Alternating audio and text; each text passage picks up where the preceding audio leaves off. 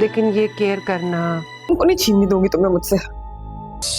इस शादी को गले का ढोल बना ले।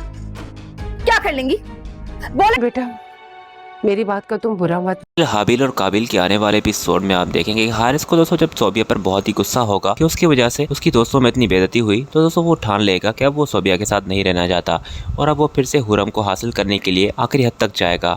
जिस पर दोस्तों सोबिया उसे कहेगी कि मुझे डर लग रहा है कि कहीं आप मुझे छोड़ ना दे।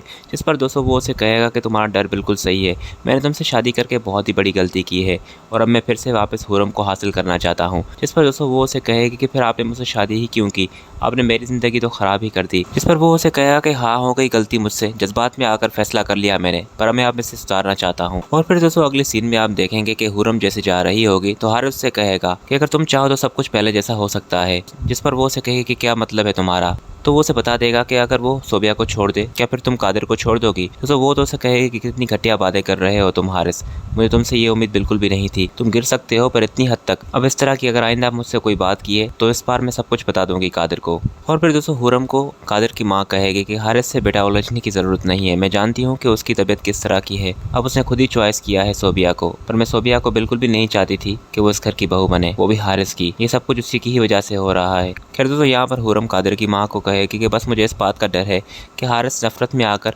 कादिर को कोई नुकसान ना पहुँचा दे। तो वो उसे कहेगी कि इस बात का डर तो मुझे भी होता है, पर तुम फिक्र मत करो, मैं हारिस को समझाऊंगी।